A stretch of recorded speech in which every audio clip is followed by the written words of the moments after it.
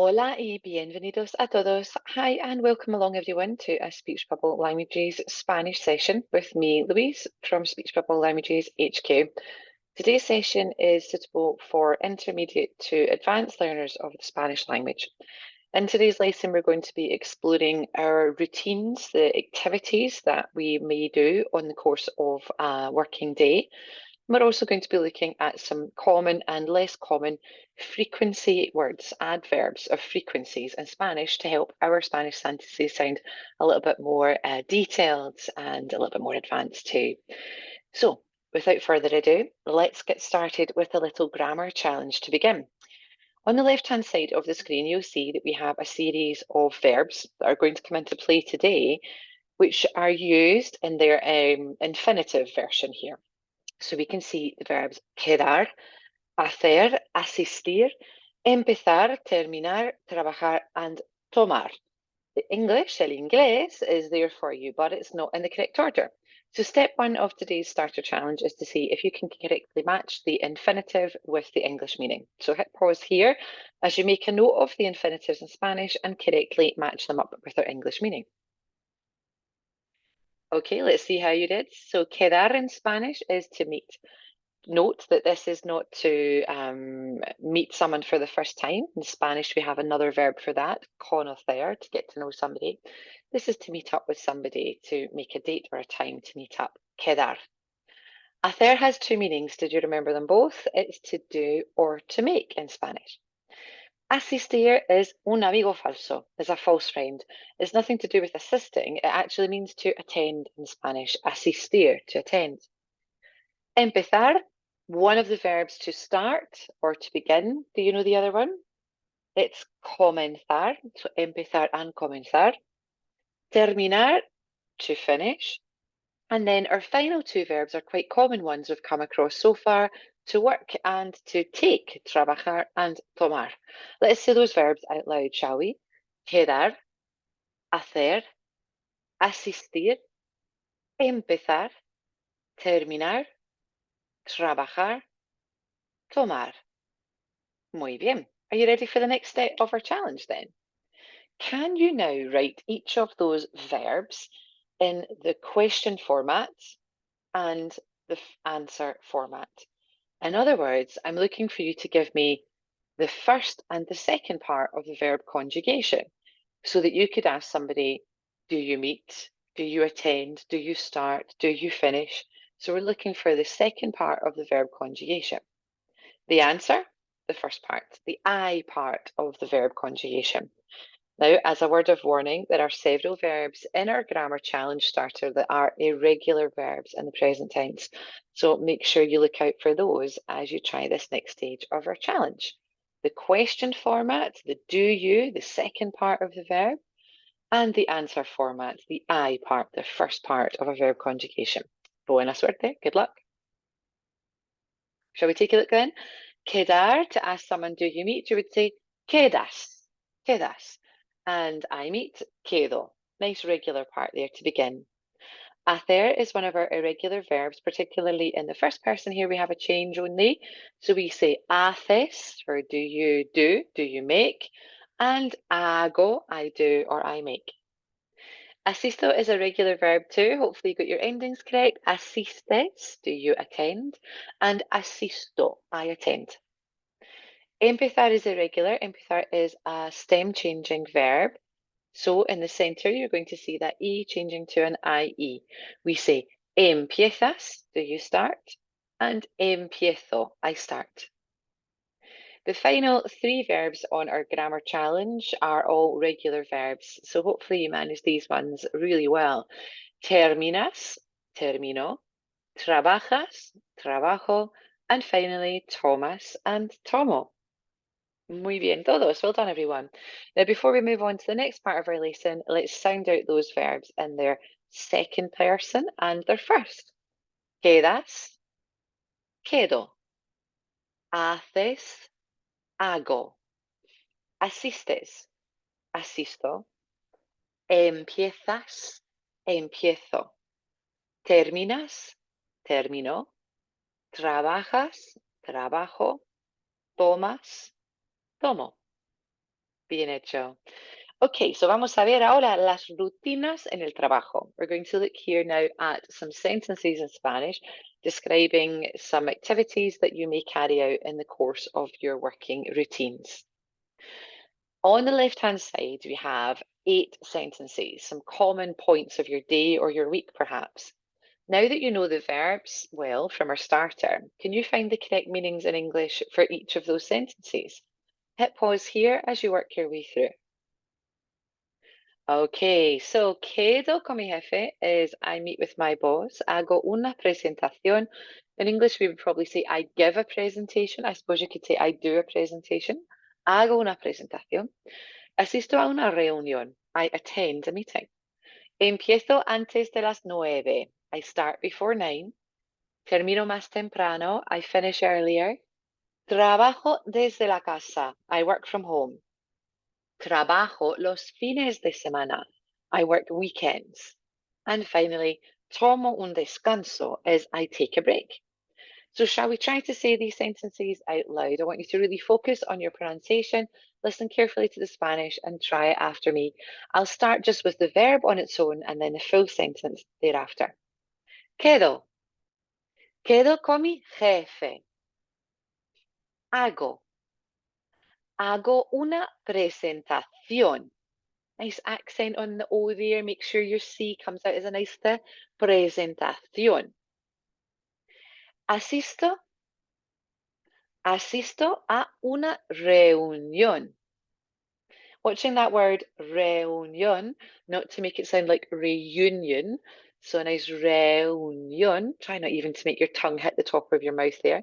Accent on the O as well. Get it absolutely perfect for me. Una reunión. Asisto a una reunión. Muy bien. Tongue coming out here for me. Empiezo. Empiezo antes de las 9. Termino. Termino más temprano. Into the throat. Trabajo. Trabajo desde la casa. Another nice trabajo. Trabajo los fines de semana. And finally, tomo. Tomo un descanso. Muy bien todos. Well done, everybody. So now going on to our next little grammar point. Now that you know how to give these sentences in Spanish, let's look at how we could add some frequency expressions to each of these. So how often do you start before 9? Do you work from home? So how many frequency phrases do you already know? You, your partner, you could be studying with as well. There are lots of frequency phrases that you should know already in Spanish, such as siempre or nunca. Which other ones do you know? Before I show you some new ones today, hit pause here and brainstorm lots of different frequency phrases in Spanish. Muy bien todos. Okay, so these frequency phrases that I'm about to show you have something in common. They all end with mente at the end of it. Mente. In English, it's almost the equivalent of having an ly at the end of the word, which you'll see in just a moment. Shall we try to pronounce them first in Spanish?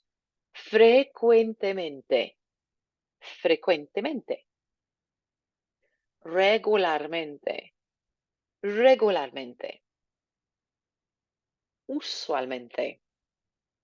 Usualmente. Generalmente. Generalmente.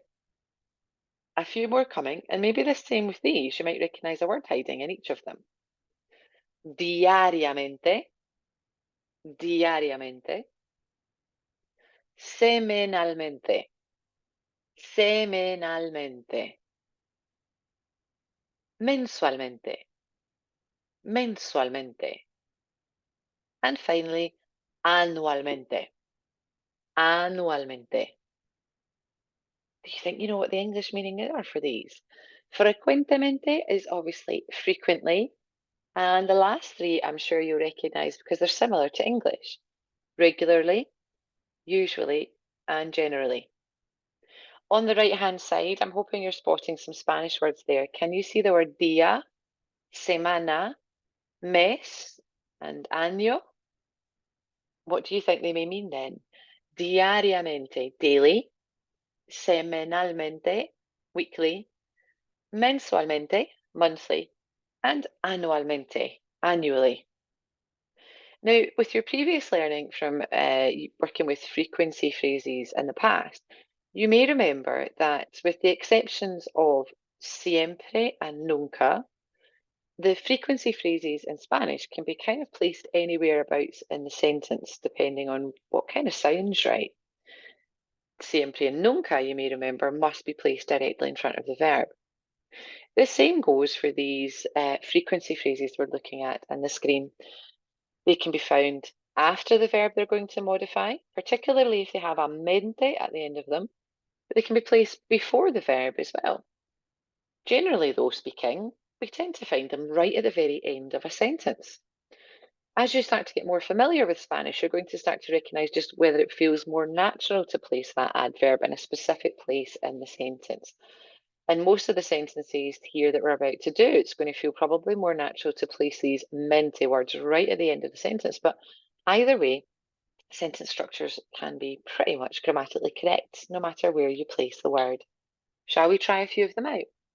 Here's our first image then that we're going to be working with, and I want you to be speaking out loud. Here's our first rutina en el trabajo, our first routine at work. Can you see what's going on in the picture? I'm meeting with my boss. How do we say I meet with my boss? Quedo con mi jefe. I meet with my boss. Quedo con mi jefe. How often do you meet with your boss? ¿Quedas con tu jefe? Do you meet with your boss?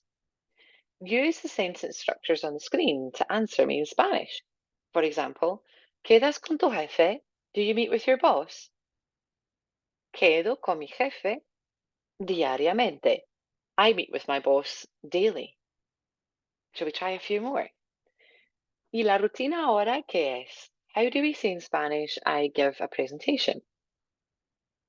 Hago una presentación. ¿Y tú? ¿Haces una presentación?